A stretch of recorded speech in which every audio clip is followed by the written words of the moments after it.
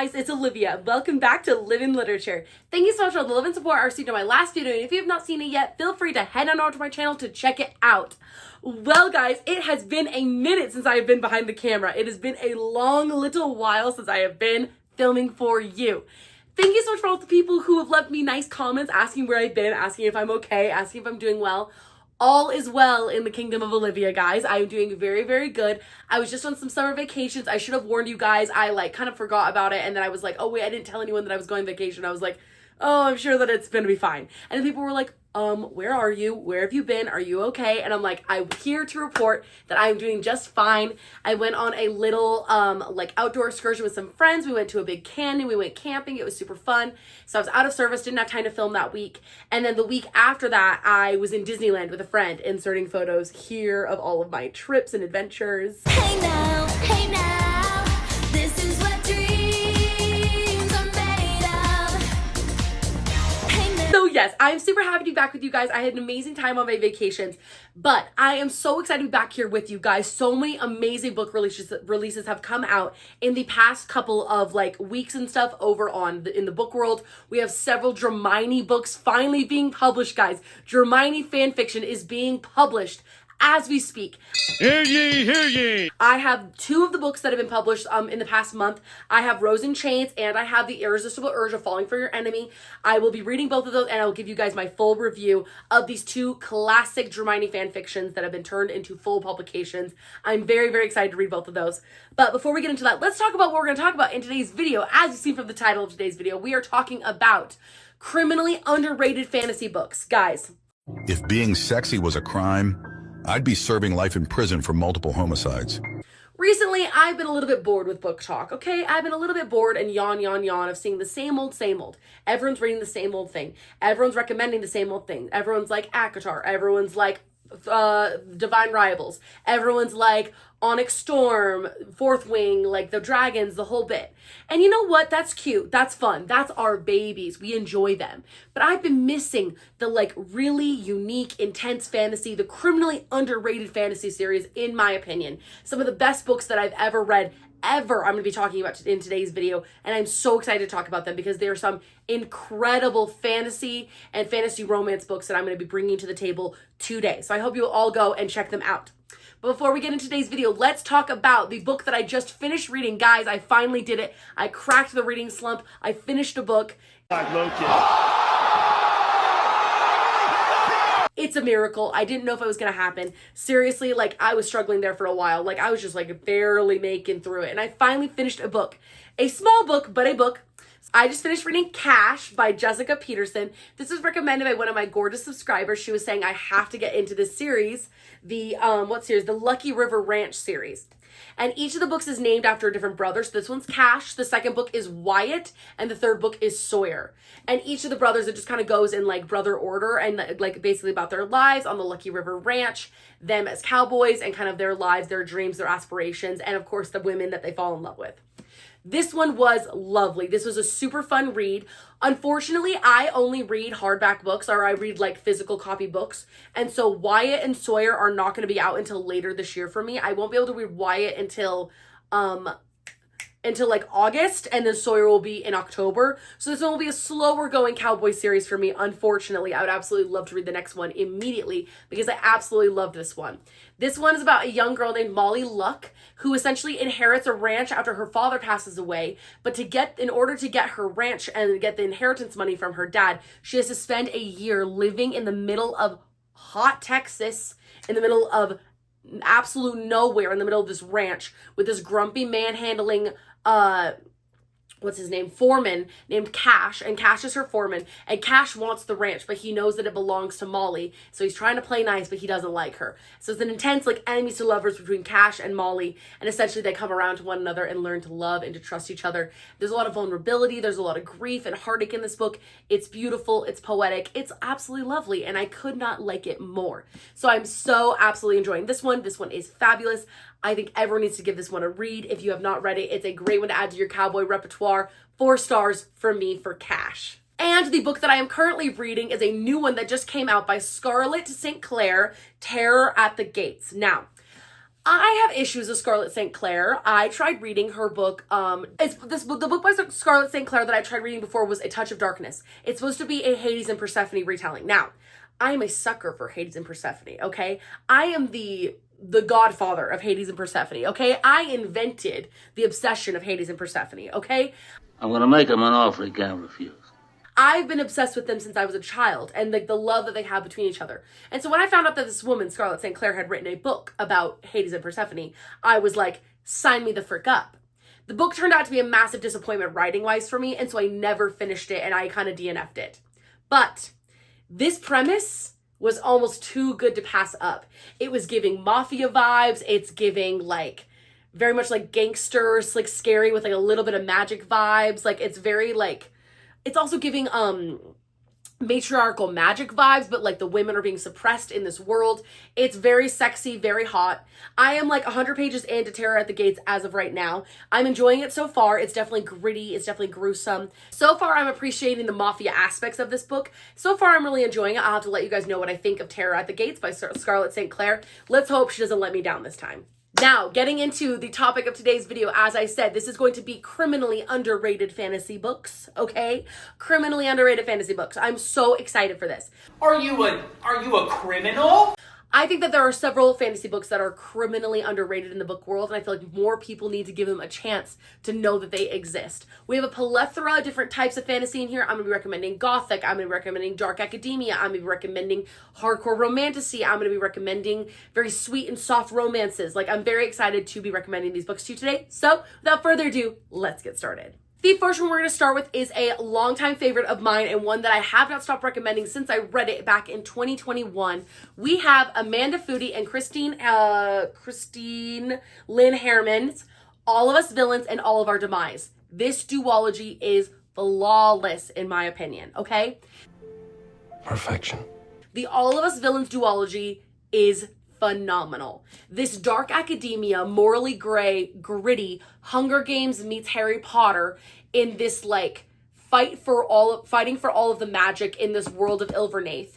Essentially, like the heirs of all of these the 7 households are sent into the ring to essentially fight with magic, with curses and spells to essentially obtain the world's magic. This one, I just love this book, this duology, because it's so nasty and gritty. I feel like the people here are so morally gray. I feel like the allegiances and alliances are all constantly getting crossed. Like, I feel like people, you can't trust anyone. Like, everyone's out for themselves, and you cannot trust a single person in this ring. And as the book goes on, you learn about people's boundaries, you learn about people's like pasts, you learn about like why they are the way that they are, and like who they're going to trust in this arena. This book duology is one of my absolute favorites to recommend to people. Truly a fun-loving ride in Dark Academia. Both of these, I think I ranked 5 stars. Like, I absolutely love this book duology. I think it's absolutely fabulous. And I think that more people need to know about it because it's seriously way too much fun. Again, Hunger Games meets Harry Potter in a Dark Academia, twisty, morally gray, corrupt world. It's absolutely delicious and absolutely amazing to read. I cannot recommend it enough. Please go read this one. The next one we're going to be talking about is a fabulous trilogy, a fantasy trilogy that I absolutely love. We have Little Thieves by Margaret Owen. This is a fantasy trilogy. It is now complete with the whole set of Little Thieves, Painted Devils, and Holy Terrors. This is a Russian-inspired mythology kind of fantasy story. Essentially, Goose Girl meets, I think it's like Goose Girl meets Russian mythology. This one is essentially about a young woman named Vanya who is titled The Wicked Maid of a Lovely Princess. Well, one day Vanya steals the face of the princess, meaning she like steals her identity, sends the princess away to go like live her life as like a nobody, poor orphan girl, and she essentially takes her life and becomes Vanya becomes this like princess essentially overnight. Well, as Vanya's living in her riches and her royalty, she ends up getting caught by some of the gods of this world. And essentially to pay for her sins, she has to provide, like she has to essentially give back the life that she stole, but she's trying to figure out in the best way possible how to keep the life that she has. And while all this is going on, because Vanya is a wicked girl and she keeps like stealing things from all these people. There is an inspector who's on the case, essentially a junior prospector inspector guy who's essentially like on the case. He's a young man who's essentially after her, but he doesn't know he's after her. And those two end up having like a cute little like relationship sort of situation between Vanya and this like prefector inspector guy. So this is like a super fun like Russian mythology. Like Vanya is a really great character. I was like, I love her like grittiness, I love her like wildness. She's a very like, I'm gonna do whatever it takes to have the life that I want, and I don't care who I step on to do it. She sounds hideous. And then obviously like as the time goes on, she learns like she feels guilty for those things and she feels bad, but I love that she like sticks to her guns. She is who she is. She's kind of like, she's a little devil, like she's a little thief, like she is going to like do whatever it takes to survive. And I just love that about her. She's a survivor. She is so spunky and fun and like adventurous. The little romance that she has with the prefector is also absolutely delicious and so cute, and I absolutely love it. And each of these books is really fun to read, and each one keeps like growing on top of one another and getting better and better. You will absolutely fall in love with Vanya. I know that I did, and this is an amazing fantasy trilogy if you're looking for something really unique to read. The next fantasy duology that I want to recommend for you guys that is absolutely so underrated by absolutely one of my most favorite authors that I always talk about on this channel, who I adore more than anyone on this planet Earth besides Miss Sarah J. Maas. Loving you, queen. We have The Bird and the Sword by Amy Harmon. This is a darling fantasy duology. The first one is The Bird and the Sword. The second is The Queen and the Cure. And this is about two other characters that are in the series, but we'll get back to that. Let's start with The Bird and the Sword. So in this world, we have young Lark. Lark is a princess of a rivaling kingdom. Her dad wants to be king, but in this world, essentially, people are gifted with certain traits. Lark cannot speak. The words are trapped inside of her, and she hasn't been able to speak since her mother died. Her mother cursed her essentially with the ability to not be able to say a word, and she said that if Lark dies, then her father will die. So her dad has been keeping her like captive essentially for like all of her life because he doesn't want to die. Essentially, Lark is taken, not captive, but essentially asked into an arranged marriage from the king of this kingdom. His name is Tyrus. Tyrus essentially asks Lark to become his bride. And Lark agrees essentially only so she can escape her father, but also so that she can escape her life. Her life is miserable. It's terrible living with her father. And her dad, of course, is scared of this idea because he's like, if she dies, then I die. And so she can't die. So essentially he's like freaking out. But essentially she goes with Tyrus. And Tyrus and her end up forming this like really strong bond between them. She ends up helping him with this curse that he is under. He's also under a curse. And she ends up essentially trying to heal him of this curse. The book is really fascinating because she can't talk. So like the whole time she's mute and you're like inside her head for a lot of the book until essentially she figures out a way to communicate like outside of herself, which comes eventually in the book. But like a lot of it you're spent like in her head thinking her thoughts, like trying to understand her and where she's coming from. The reason why I absolutely just love this book is because I feel like she's such a soft protagonist. She is soft, she is quiet, she's demure, but she's also like fierce and vicious, but she just has this like more like soft, very feminine, very like tranquil like vibe about her. And I feel like not a lot of like female protagonists are like that. And she very much like wants to like, she rebels in her own way, but again, it's like very much like soft attacks. Like she's not someone who's like at the forefront of every battlefield and she's doing all these things. Like she is very much like doing what she can in her own way, but in a way that's comfortable to her and her identity and her like soft feminine way. So I really like this as like, she's a very like feminine protagonist and she's a very like sweet person, but I also think that she has a lot of feistiness inside of her that not a lot of people see because she can't talk and she can't express herself very well.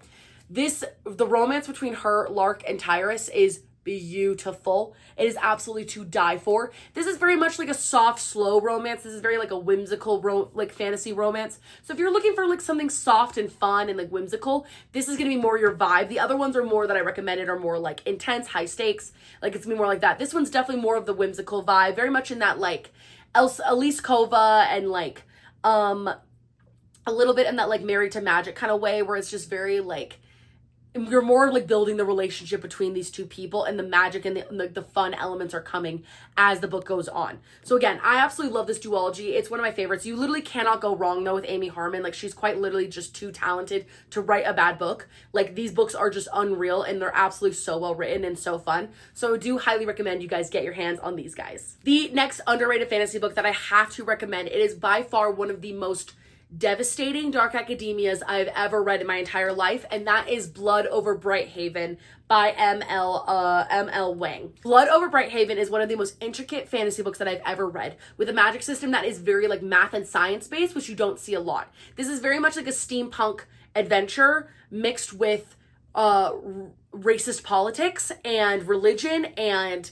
like essentially about like different types of people, and it's very, very fascinating. We have a young woman named Siona. She's taking these exams to become high mage. She'll be the first woman to become high mage ever recorded in the history of ever.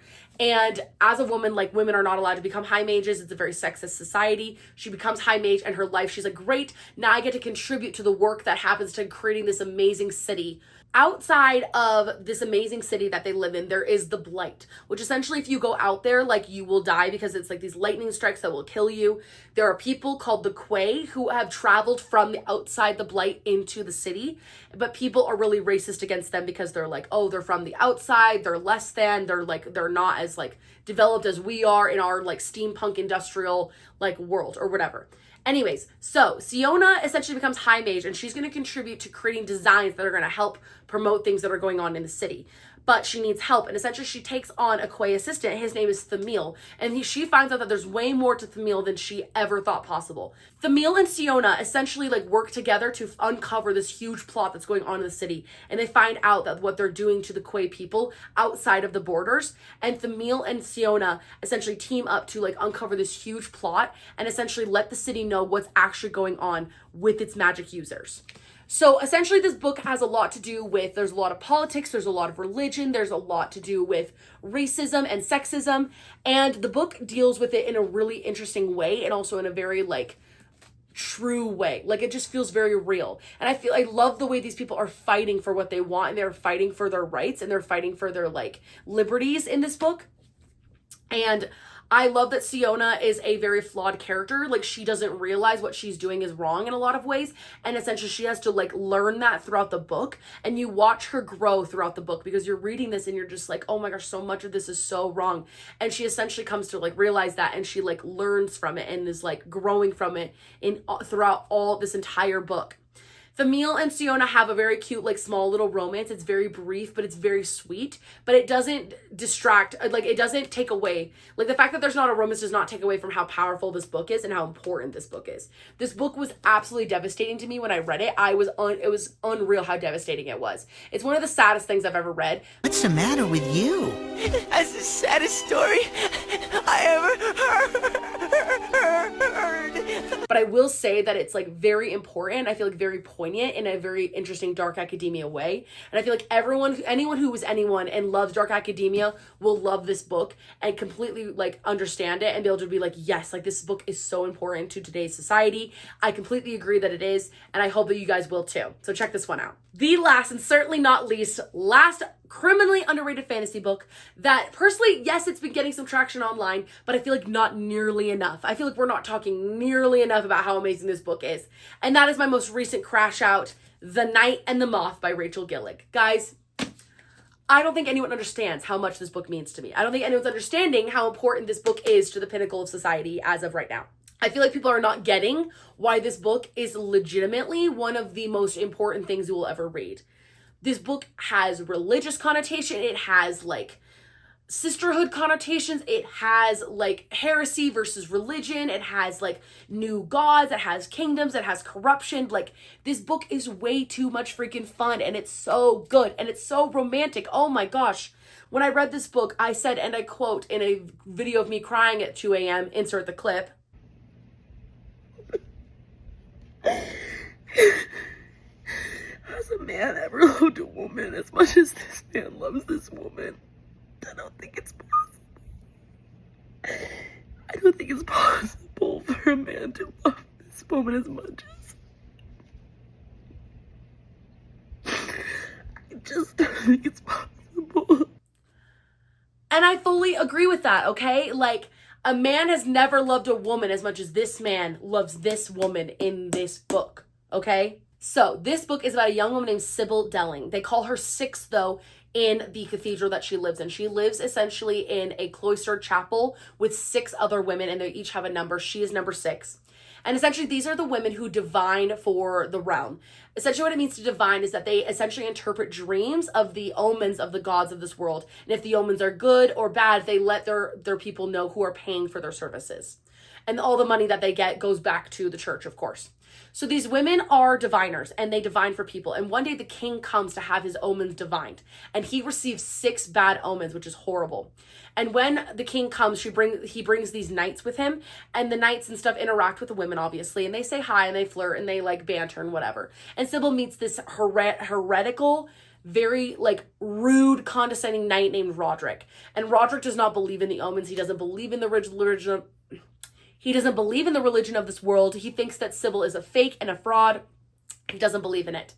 And so Sybil and him obviously don't get along. But one day, her sisters, the other women in this cathedral, start going missing. The other diviners are going missing. And Sybil starts to get worried. She doesn't know what's happening to them. She seeks out the help of Roderick, this horrible knight. And she's like, please, you're the only one I can trust to like help me find them. Please help me find my sisters and what happened to them. And they essentially end up uncovering this massive plot that like will wreck the entire kingdom in its wake as they go on this journey together, Roderick and Sybil.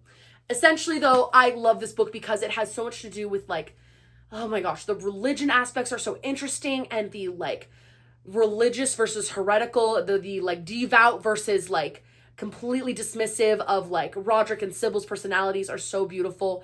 I think that they make an incredible pair, and like their enemies to lovers is so good, and I just love them together. Like, it's just beautiful. I also love Sybil because like she is very much like similarly to kind of like the bird and the sword, or the sword and the bird. Essentially, like, I love that she's like a softer female protagonist. Like, she doesn't have all the skills in the world, but she's gonna try her hardest, and she's gonna do it in her own way. And I love, like, she's her own knight. Like, she's a knight coming to save her sisters, and she's gonna fight for them in any way that she can. And I just love that for her, and I love that journey for her, and the journey that she takes from becoming this like cloistered nun essentially to this strong and powerful knightly woman. And it's just like absolutely beautiful, and I love the romance between her and Rory. It's absolutely unreal. I could literally cry. I will cry. Insert photos here.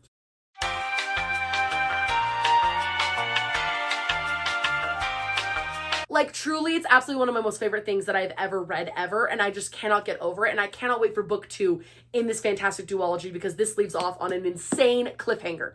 Please go read The Knight and the Moth. It will absolutely change your life.